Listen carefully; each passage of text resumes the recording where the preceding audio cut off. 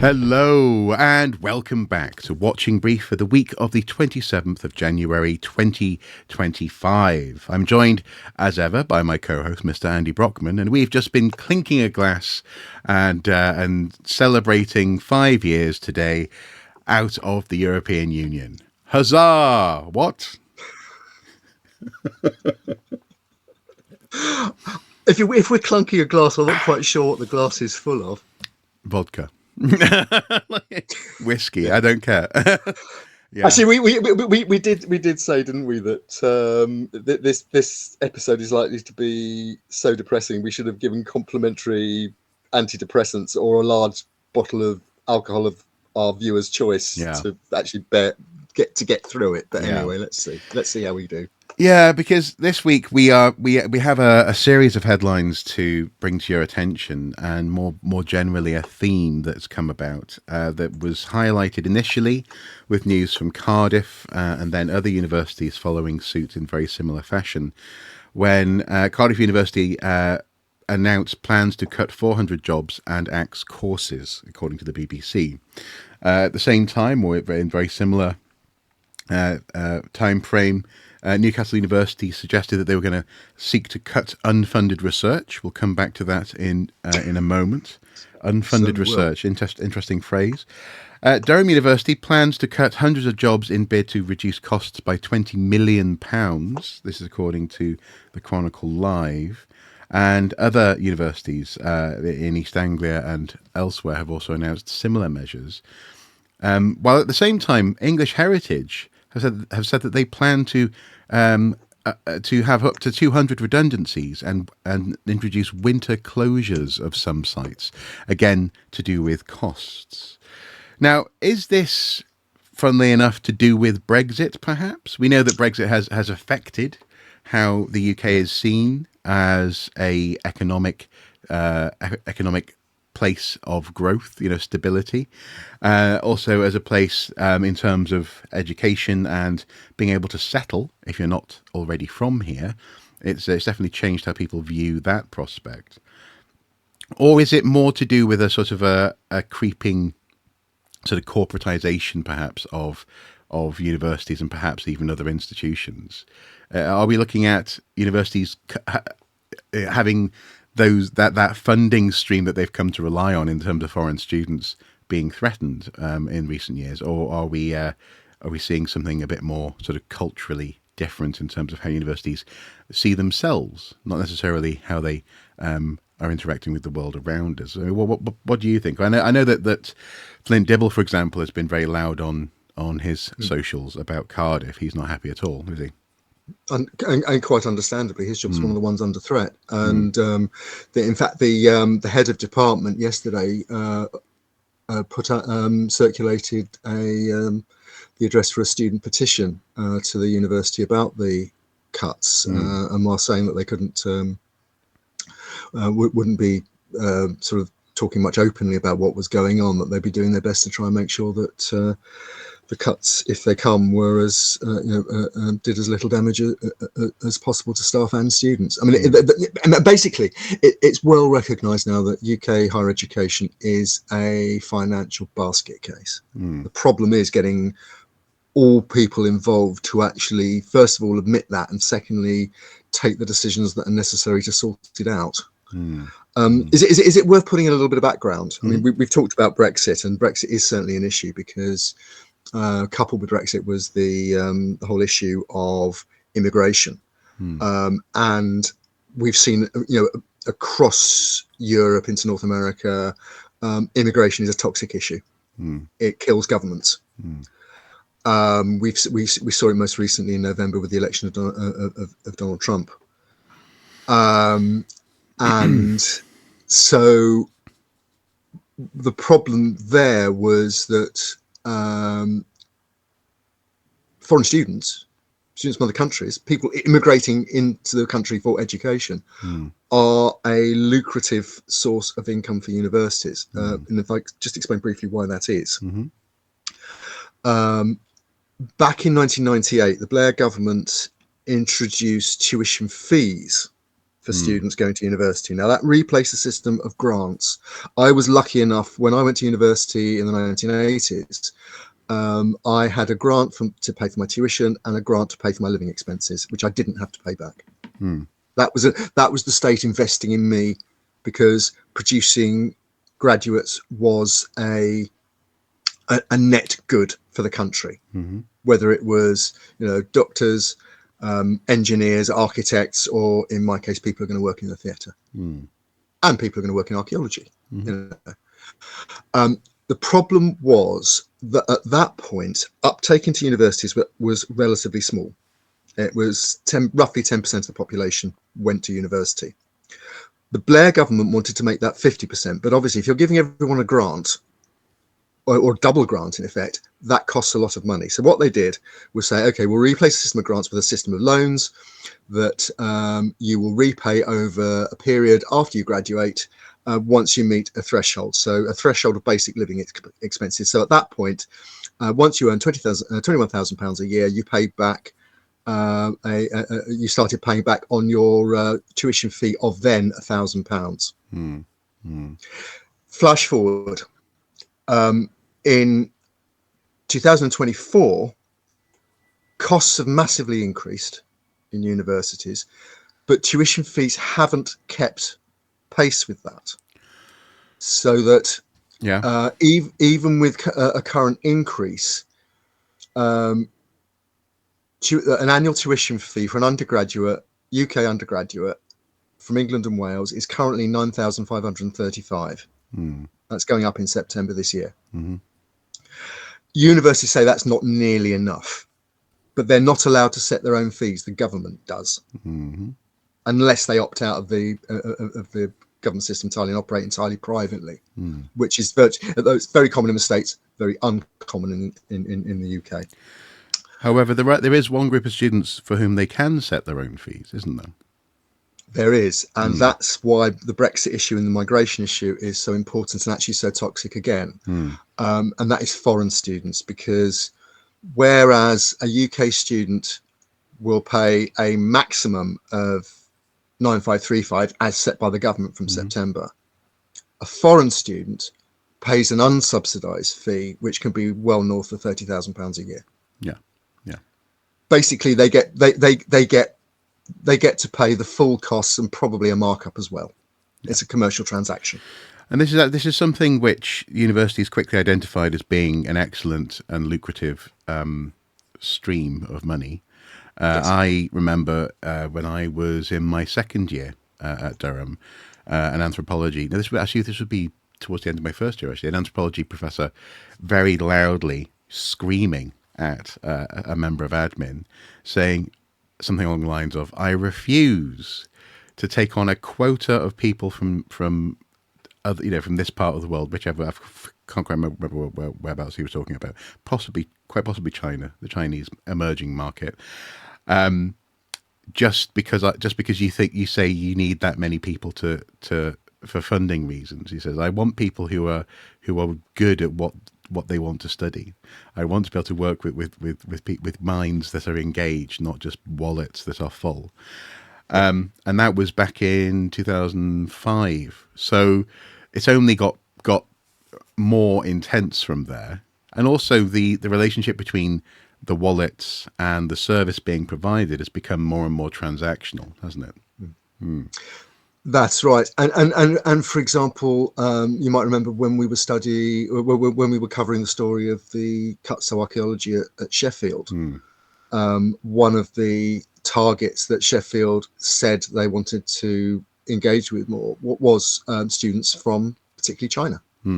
The problem with that, of course, now is that under President Xi, China is increasingly seen as an economic, political, and potentially military adversary, and particularly, we've seen the whole row just around something like TikTok, and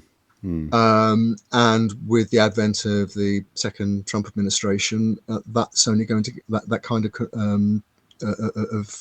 rhetoric, political problem and rhetoric is only going to become more prominent, I think, and particularly when you've got Chinese students coming and covering and wanting to study things like, for example, where you've got dual purpose skills that can be turned to sort of military purposes, like high level computing, engineering, those kinds of things.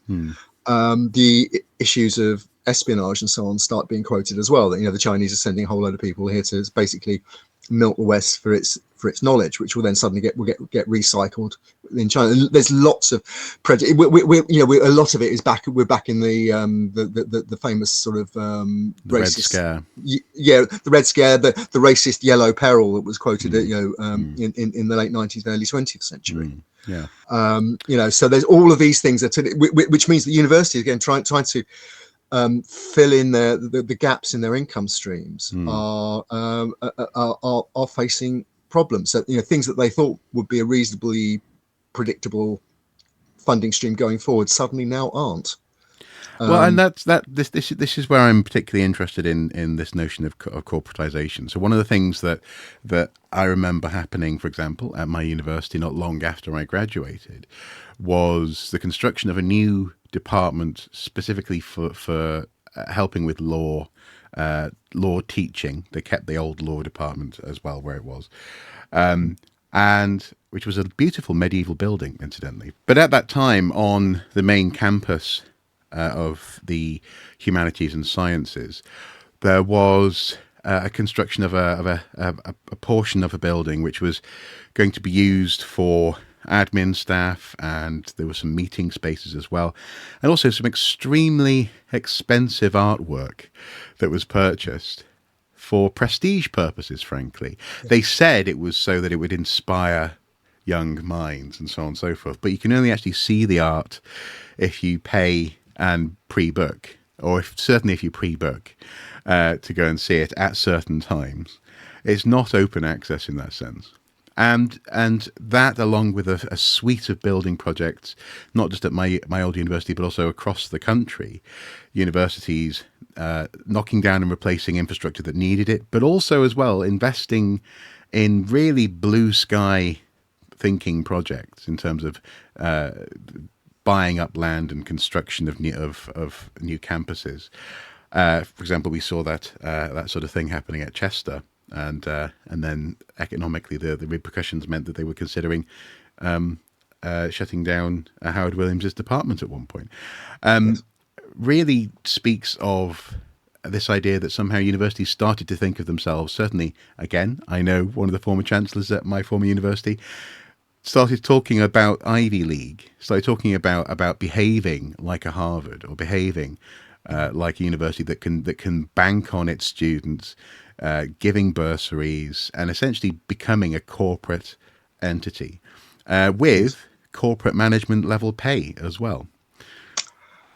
And that is a real bone of contention among academic staff, because what you've seen is an increasing split in many institutions between what the senior management team pays itself, are its perfectly constituted, legally constituted remuneration committees and so on, and what the pay and conditions of the people who are actually doing the bulk of the teaching.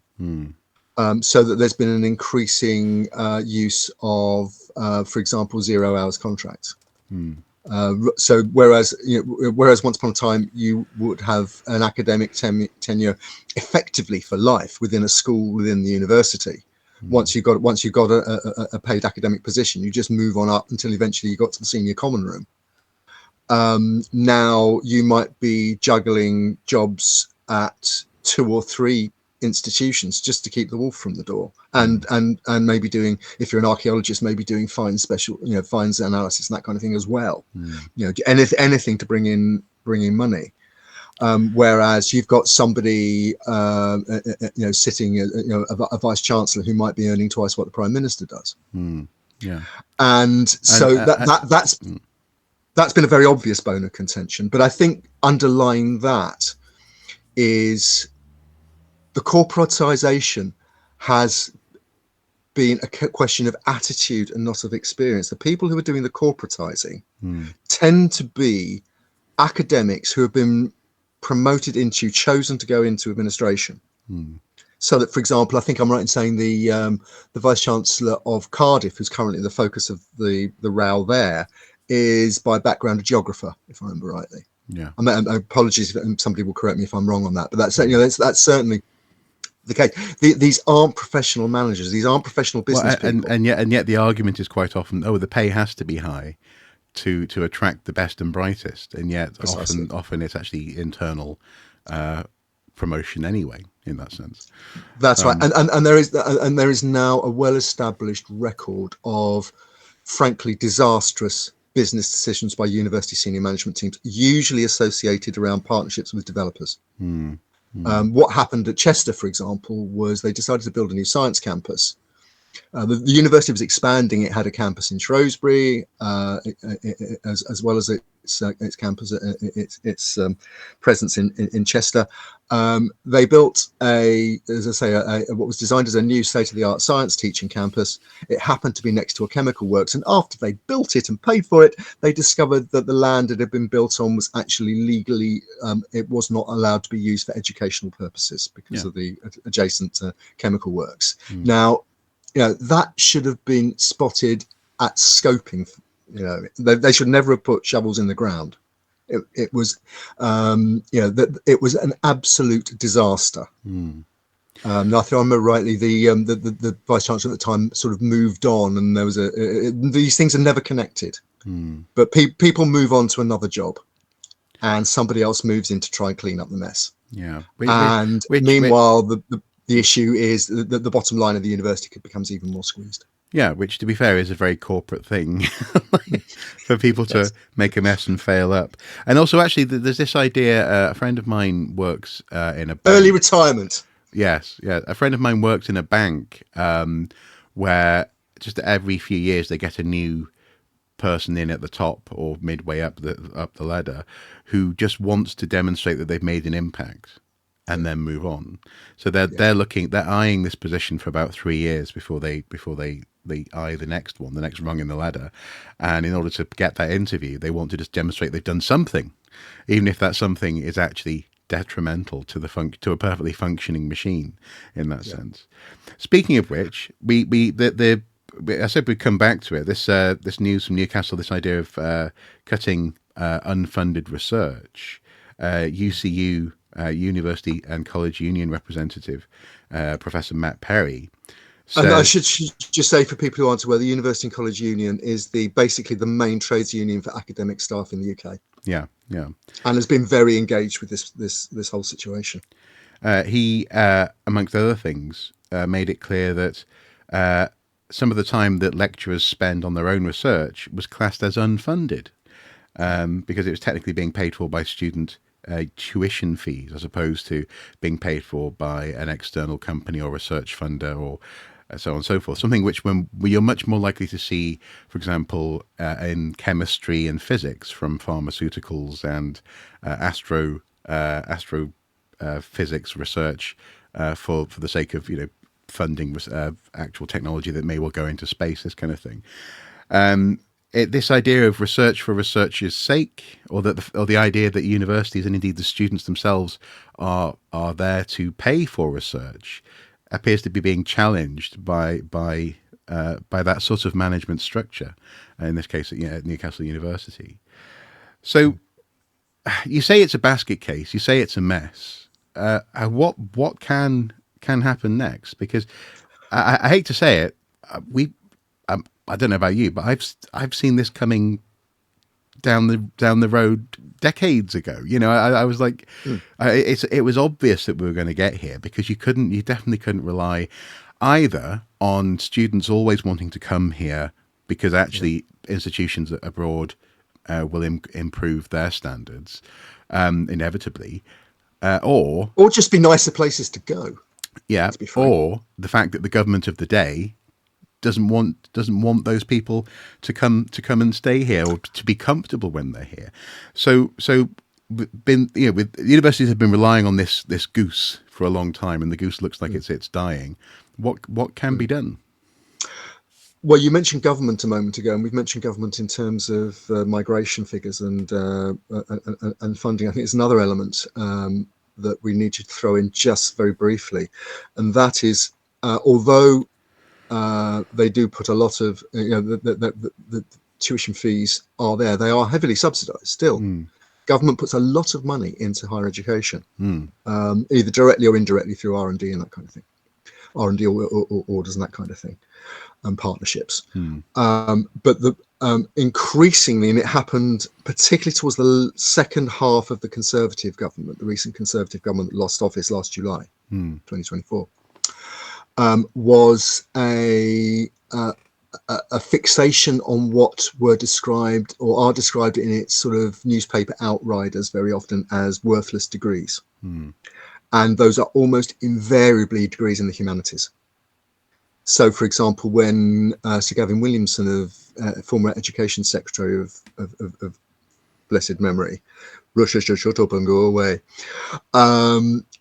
he famously wrote to the university funding bodies, the Quango that helps distribute the money around university, and stating certain degrees should not be funded, certain degrees should not get London weighting anymore.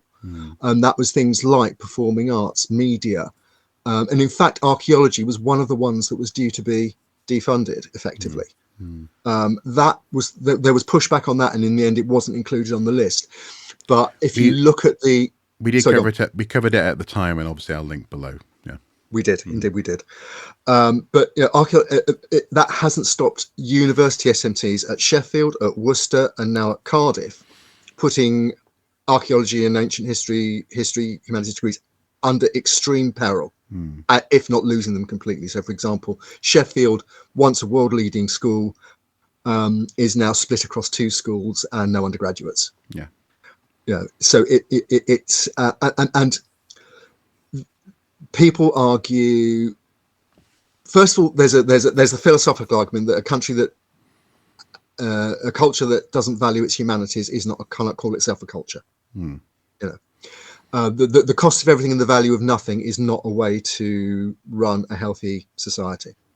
Well, yeah, society is more than an economy. Precisely, society is more than an economy.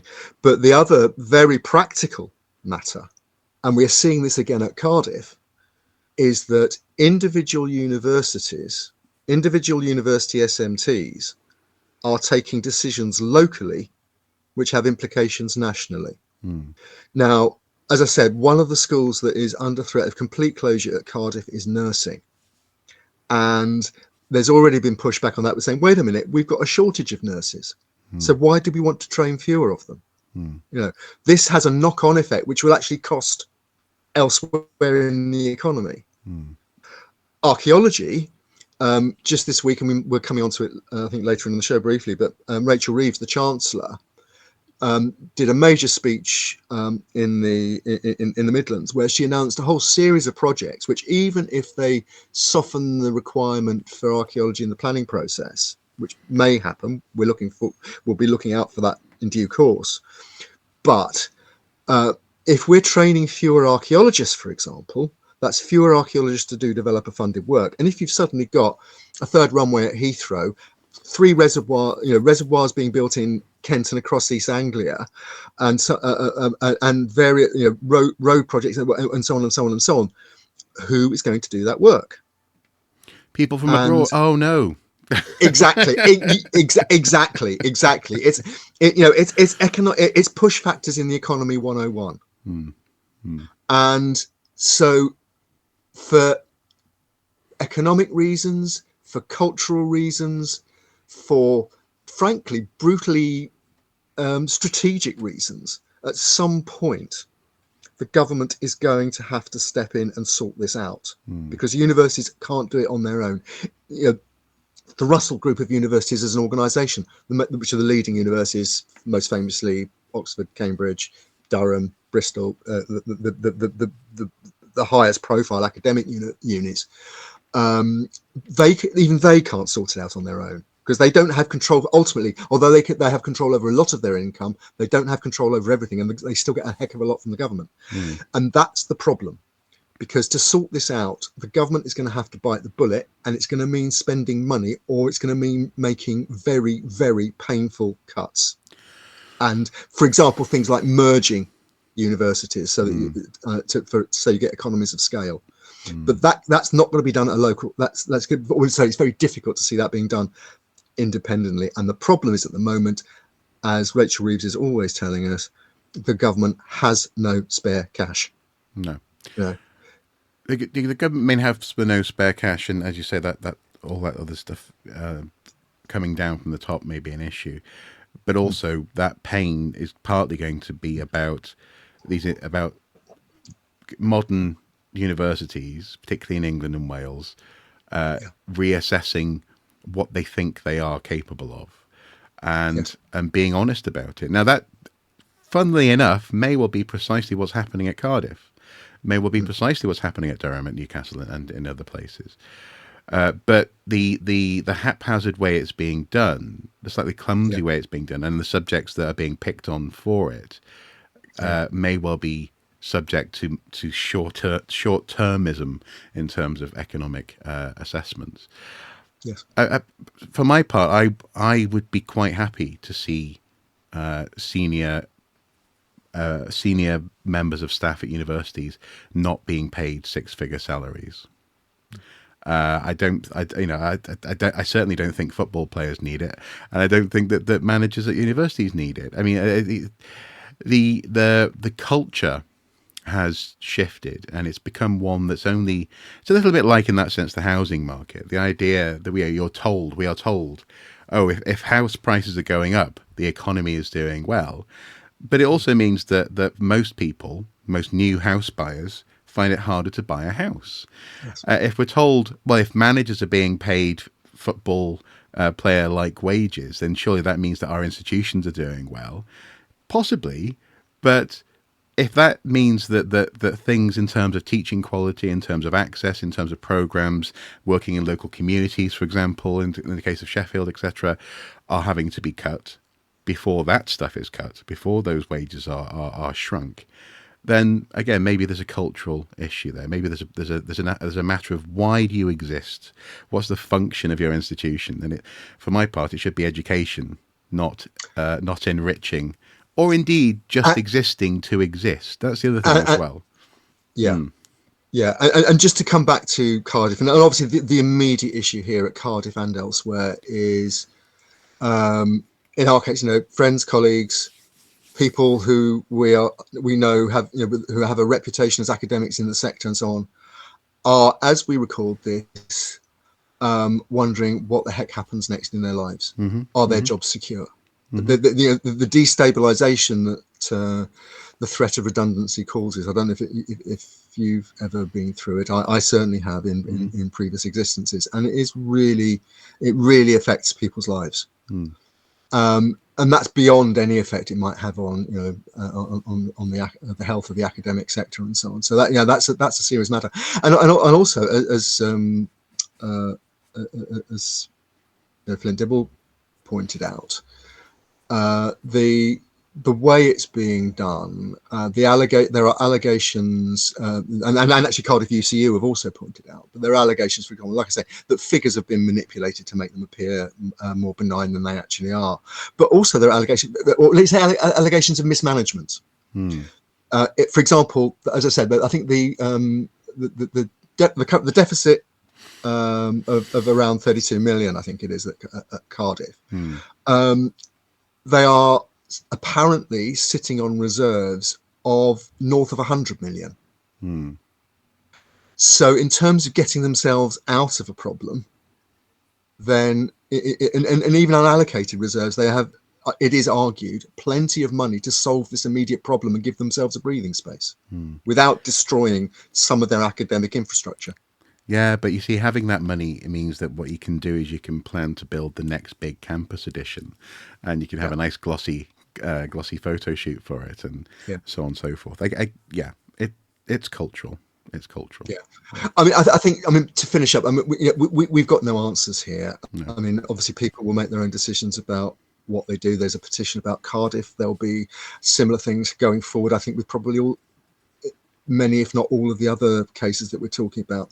And there's been pushback, for example. I mean, absolutely cloth-eared attempt by Newcastle to suggest that academics reading around to support their students who are paying those tuition fees in their courses to keep their knowledge up and so on, is somehow somehow shouldn't be happening unless it's deliberately, specifically funded from elsewhere. Yeah. Nonsense. It's funded Absolute. by this company. McDonald's are funding this research. Yeah. Yeah, exactly. The McDonald's school of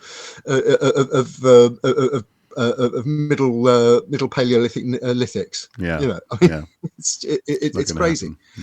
And I think fundamentally as well, it's been said about Cardiff, it'll be said about other places. These are organisations, and particularly Cardiff, which is effectively the National University of Wales. It's in the capital of Wales, just up the road from the Senedd, and that may well have an impact on what happens, but we don't know that yet. But many of these many universities have their origins as charitable bodies to bring education. And the argument is actually they're losing sight of that function, that, as you say, that corporatization has left behind their original reason to exist.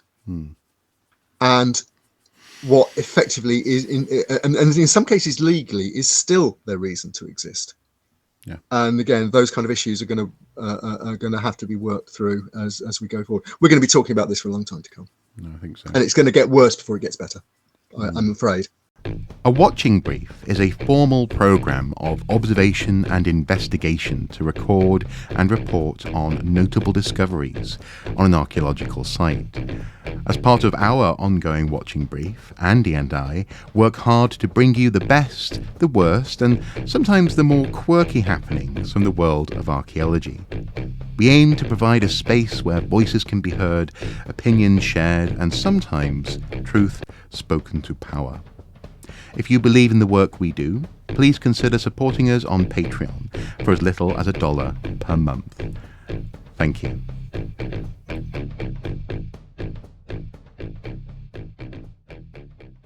In addition to English Heritage talking about redundancies and winter closures, and that marketing genius stroke of calling them hidden gems. Oh, they're hidden gems because they're fucking closed in the winter. They're hidden gems. Yeah. It's amazing. We also have seen, for example, on the 23rd of January, the Guardian reported that the Louvre is it's become a physical ordeal, apparently, visiting the Louvre. It's crowded, it's leaky. They're announcing measures to, for example, one of the headline measures was that during works that are upcoming, the Mona Lisa will be moved to a new location, this kind of thing. So we seem to be in a moment, as it were, for humanities and humanities-related institutions facing questions about funding, about infrastructure, and about just how people pay for that. But also, I guess, to a certain extent, the big question that's not fully been outlined yet is, what is this stuff worth to our society? And in the case of the Louvre, to Parisians, that's a question that has to be confronted. It doesn't. It's been confronted elsewhere as well. I mean, let's do these in order. The English Heritage thing is very simply explained. 2014, there was an organisation called English Heritage, which acted as both the regulator for archaeology and heritage and governmental advisor, and also looked after and displayed to the public the national collection of significant historic sites, including Stonehenge and Dover Castle. Right. The Conservative government didn't want to, was trying to save money. It was the period of austerity under George Osborne, current chair of the British Museum Board of Governors, but they will come, just park that for a moment, park that irony for a moment. But they were, it had had its budget cut by around 30% as part of austerity. There were lots of layoffs and so on and so on and so on. The government did not want to have to pay for the upkeep of sites like Stonehenge and Dover Castle and all the others going forward. So what it decided to do was keep the advisory and regulatory part of English heritage, spin it off and rechristen it Historic England. Historic England still exists as the government's regulator and advisor, and directly funded by government. It then put forward a plan, and this was under it went forward under the under Sajid Javid, that well-known Star Trek fan, as culture secretary, whereby English heritage took the name with it as it became a private charity, national charity, but one that would operate privately and could seek grant funding from other trusts and foundations and so on going forward, and earn its own income. But over a period of time, government subsidy would be reduced so that by 2023, it was meant to be self-supporting. At the get-go, people said, this will not work. Financial modelling does not work. There's already a national body called the National Trust. You're creating a parallel body that would be a rival for... It was flaky, but the government was determined to go through with this. It did. The financial models, which were already flaky, were then upturned completely by COVID-19.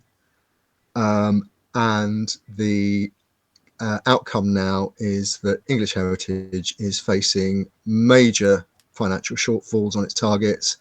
And as always, with bodies like that, they look to close sites, reduce the opening times of sites, reduce expenses, and the biggest expense anybody has is their workforce. And that's what's happened. So basically, there's lots of people in the heritage world at the moment saying, told you so. Again, that doesn't help, but at some point, the government is probably going to have to intervene and come up with some fudge, like extending the grants, granting aid for a longer period or something, before they're expected to be self-supporting, etc., or some other. You can't. I don't. Even the current governments, you're not going to be able to afford to see they couldn't afford the situation of the shutters going up on Dover Castle or Stonehenge, or even Lullingston Villa just down the road from me, which is one of the ones that's going to become a only open part of the year, which is and it's a huge resource for local schools, for example. Like kids doing their own, a lot of their visitor numbers will be coming from school parties, and and it's undercover, so you can go there during the winter. It's a question of it's a really it's just symptomatic of what's going wrong with the way we look after culture and heritage in the UK at the moment. On the story of the Louvre, though, there's an interesting development in the past couple of days where UK-based media, this isn't Sky News, have the headline, UK visitors will have to pay more to see the Mona Lisa in the Louvre in Paris than EU tourists as part of a major announced plan. I wonder why that could be. Oh, yeah, sorry, 5 years. Cheers. Chin chin.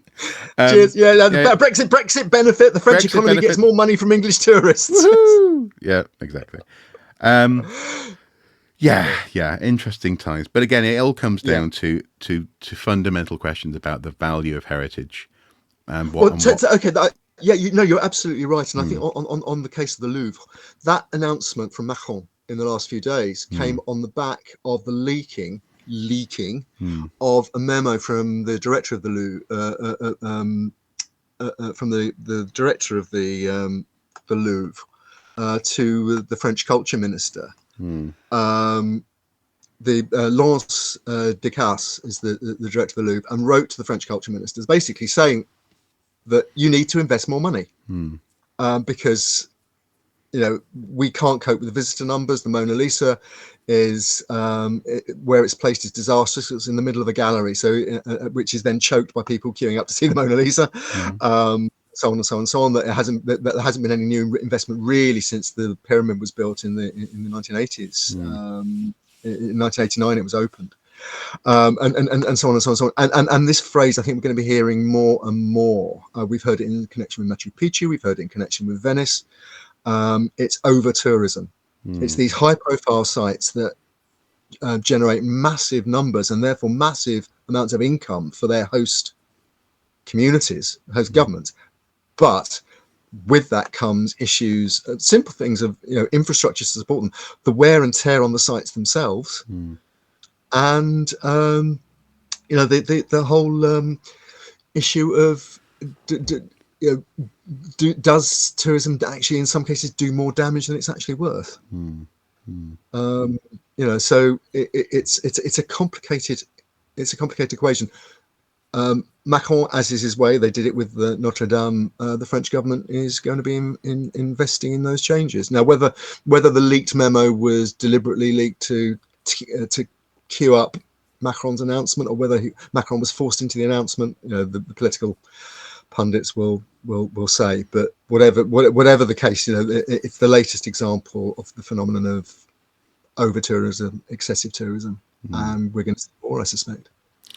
So, what do you want to talk about next?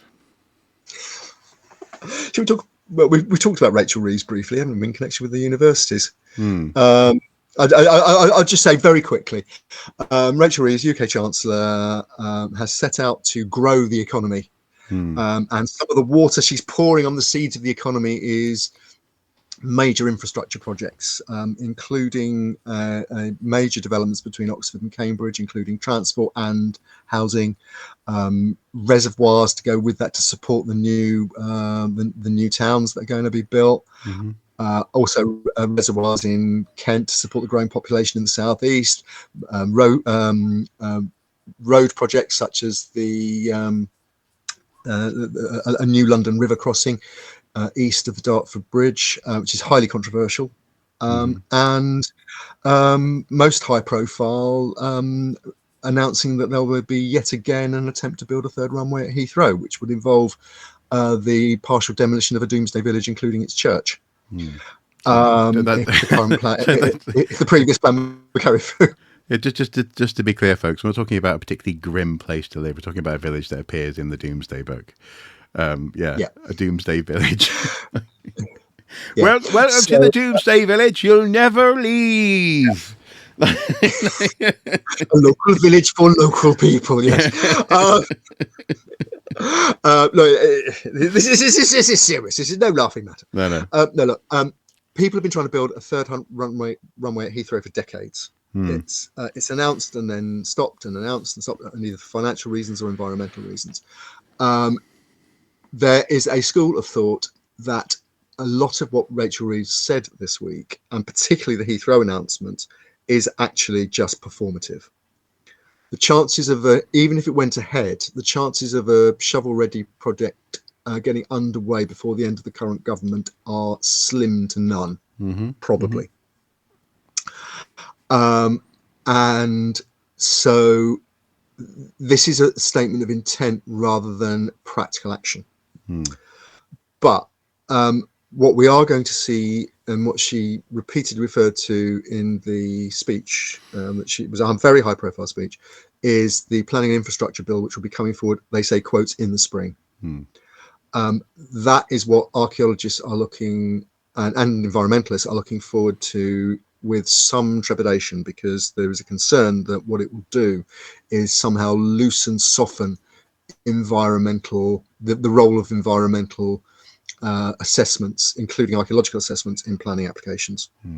For example, she's talked about developers in environmental terms, rather than having to mitigate on a site-specific basis for any damage that they do, they'll pay into a general fund that will mitigate more broadly. So almost the idea of offsetting.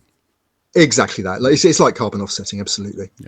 And again, the concern is that softens the polluter pays principle.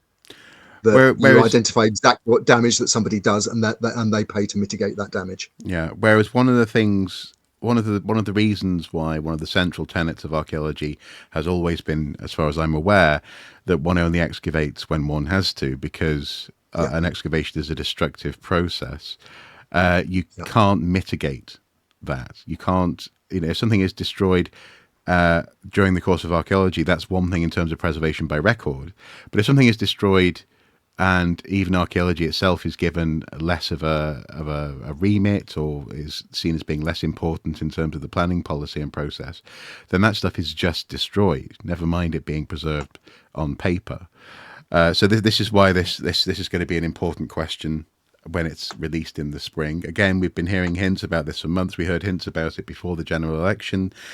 The now Prime Minister, Keir Starmer, was being asked quite often, actually, by journalists about planning, and he would just revert to talking about streamlining planning, and giving planning officers, getting more planning officers, and giving them more money. And that has been an issue in terms of bottlenecking of paperwork and time in the planning system. But these more granular questions, these questions which, for example, were tackled or attempted to be tackled by Sunak's government and led to the hashtag attack on nature. That's it, attack on nature campaign, which scared the pants off the government, and caused some U-turns. That stuff will happen again if they're not careful. So either they're being coy in terms of details because they don't want to bring that sort of campaign too soon, or they're being coy because they don't actually have any ideas yet, and we just don't know which one is which yet. We don't know which is the outcome. Yeah, and absolutely. I mean, certainly in both Keir Starmer and Rachel Reeves in particular have been outspoken. I mean, there's the buzz phrase, the bats and the newts aren't going to stop growth. And that's being used as a shorthand for we're going to cut through these environmental regulations that are holding back the economy, the growth of the economy. But also this is often not true.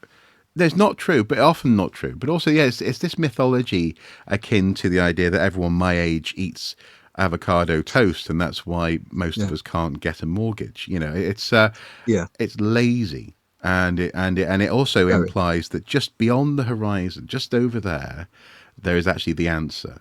Whereas actually, this is a very difficult question to get right.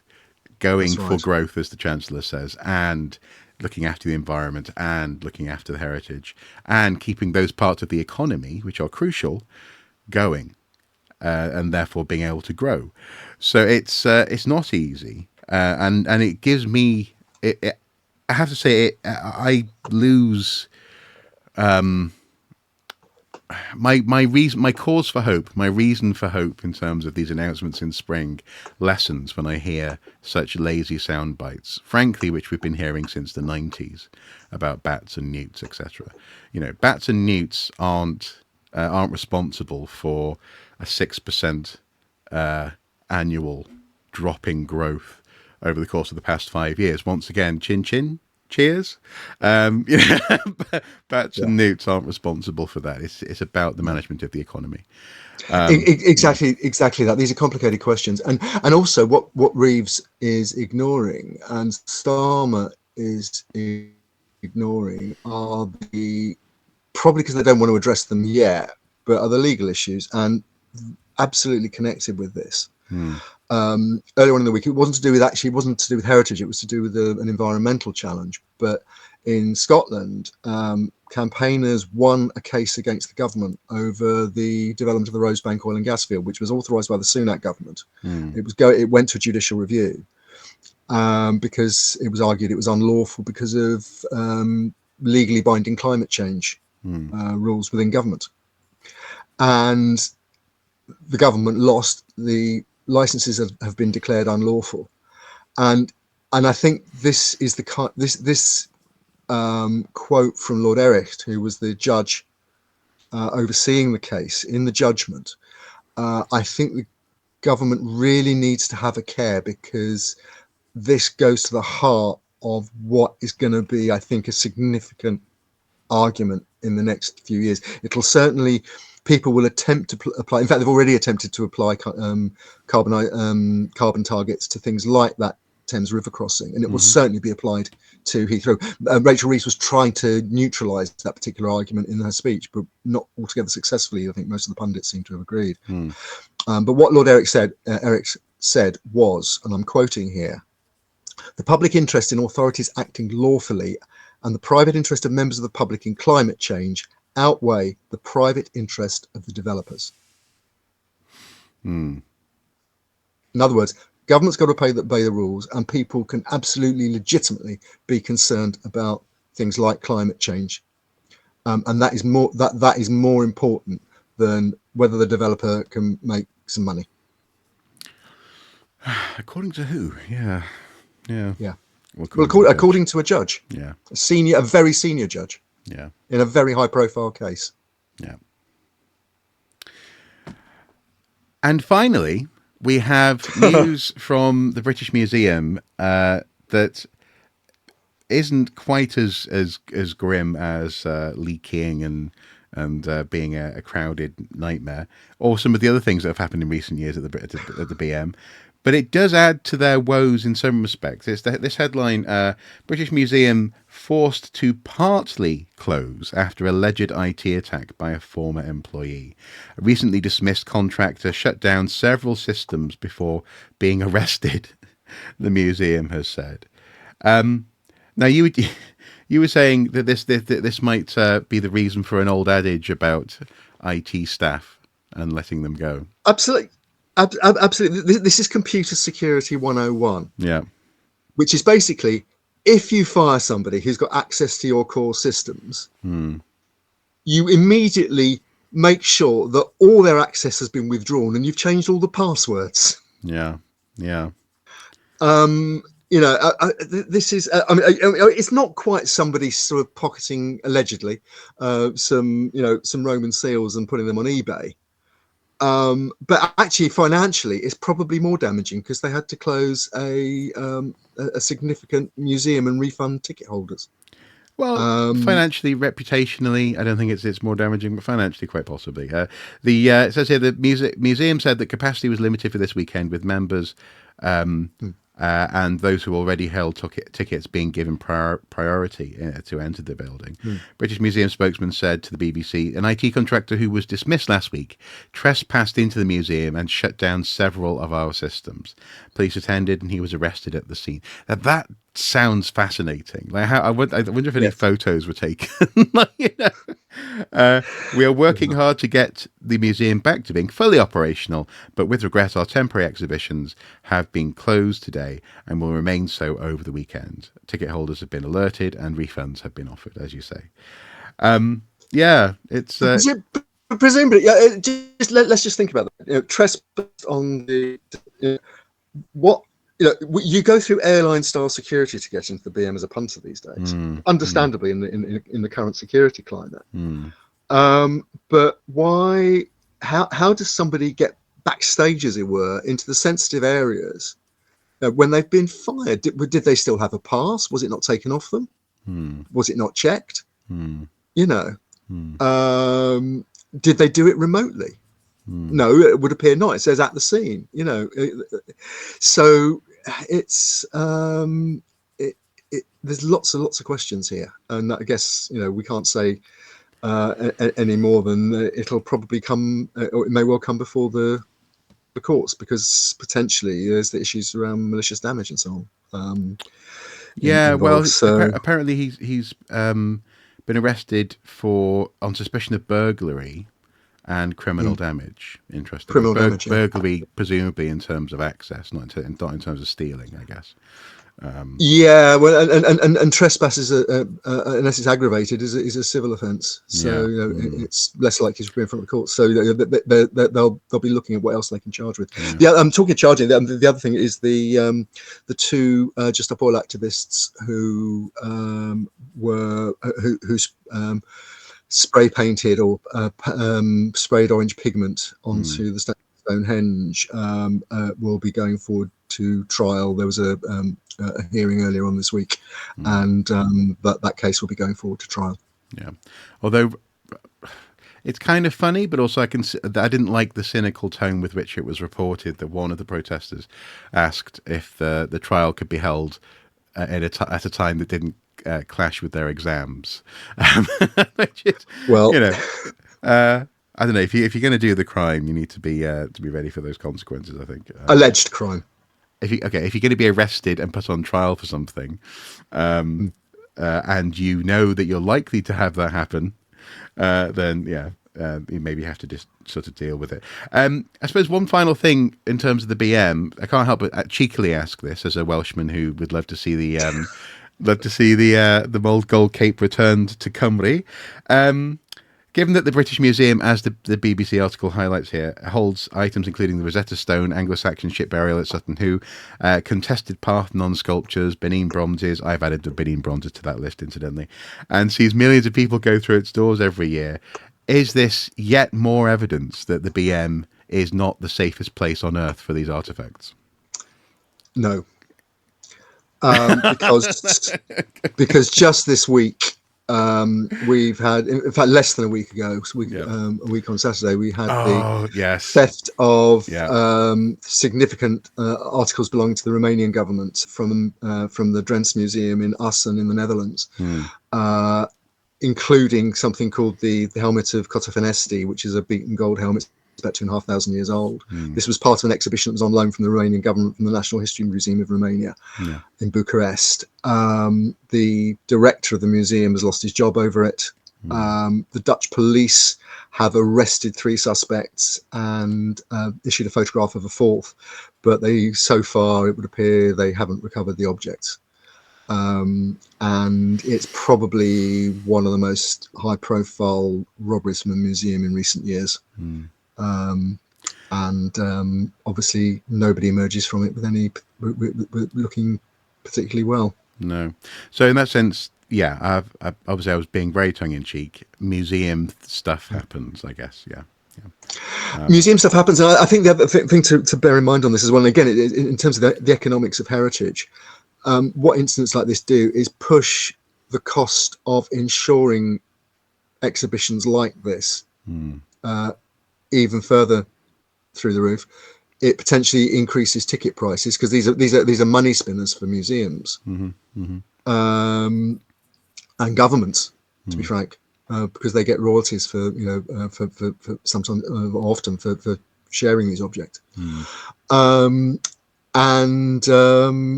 It in the worst cases, it doesn't increase ticket prices. It actually means that maybe certain objects will never be loaned because the risk is too high.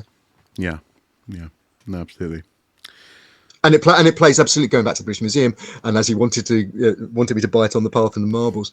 Don't do that. Don't do that. It's the last thing we need, Andy. Don't.